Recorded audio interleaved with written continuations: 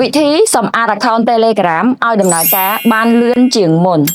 បងប្អូននៅពេលដែលយើងប្រើប្រាស់ account Telegram រាល់ថ្ងៃយូរទៅគឺ account របស់យើងកាន់តែយឺតទៅមានអារម្មណ៍ថាគាំងមានអារម្មណ៍ថាចុចទៅអត់លឿនអត់ smooth ហ្មងណាមិនមែនមកពីទូរស័ព្ទដៃយើងគាំងឬក៏អ៊ីនធឺណិតយឺតអីទេគឺ app នឹងយឺតតែម្ដងដោយសារទំហំផ្ទុកនឹងគឺពេញអញ្ចឹងបងប្អូនត្រូវទាមទារឲ្យសម្អាតទំហំផ្ទុក memory នៅក្នុង Telegram នឹងជាប្រចាំបើយើងលេងច្រើនផ្ញើ file ធំត្រូវអាសាសម្អាតរាល់ថ្ងៃបើយូរទេមួយអាទិត្យឬមួយខែសម្អាតម្ដងហើយការសម្អាតនេះគឺអត់អស់លុយហើយអត់មានបាត់ឯកសារអីទាំងអស់មានតែជួយឲ្យ account យើងដើរលឿននិងទូរស័ព្ទដៃយើងក៏ដើរលឿនដូចគ្នាតោះឥឡូវទៅមើលវិធីដែលនាងខ្ញុំណែនាំទាំងអស់គ្នាមានទាំង iPhone និង Android តោះខ្ញុំណែនាំបងប្អូនបន្តិចចានេះជាប្រភេទជើងចាប់ទូរស័ព្ទតម្រូទូរស័ព្ទចាប់ជាប់ជាមួយរថយន្តអញ្ចឹងគេមានកន្លែងកលឹះបើកបិទគេចាហើយយើងអាចចាប់ជាមួយកញ្ចក់ឡានចាតាបឡូឡានចាកន្លែងអង្គុយកន្លែងកញ្ចក់អីហ្នឹងថាចាប់ជាប់តែម្ដងហើយបត់បែនបាន360ដឺក្រេតែម្ដងបងប្អូនណាចាបត់តលិចបត់តកើតព្រោះពេលយើងបើកឡានយើងអាចយកដៃចុចទូរស័ព្ទឬក៏កាន់ទូរស័ព្ទទេវាគ្រោះថ្នាក់អញ្ចឹង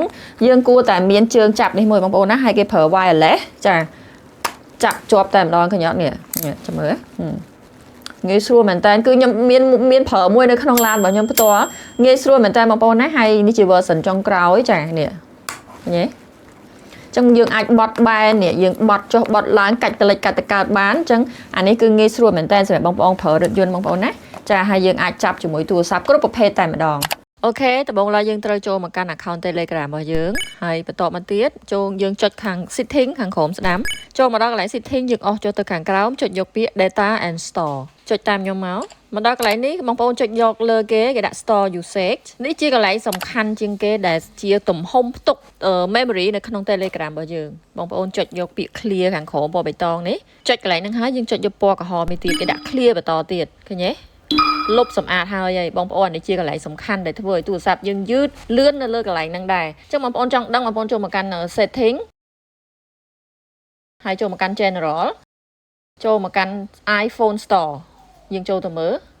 នេះចូលមើលធ្លាក់ឃើញទេគ្រាន់តែលាងសម្អាតមិនហ្នឹងគឺធ្លាក់ memory ចុះធ្វើឲ្យទូរស័ព្ទយើងដើរលឿនជាងមុនទៀតចាសំខាន់ណាស់កន្លែង Telegram នេះប្រយ័ត្ន full memory អត់ដឹងខ្លួនដោយសារ Telegram វាពេញដែរណាអញ្ចឹងបងប្អូនអាចធ្វើតាមបានហើយមានចំណុចអីខមមិនខាងក្រោមវីដេអូបានអរគុណច្រើនបងប្អូនសង្ឃឹមថាបងប្អូនទទួលបានចំណេះដឹងច្រើនពីវីដេអូមួយនេះហើយបើសិនជាបងប្អូនគិតថាវីដេអូនេះមានប្រយោជន៍សម្រាប់ខ្លួនឯងមានអីសូមបងប្អូនចូលរួម share ចែករំលែកទាំងអស់គ្នាអរគុណជម្រាបលា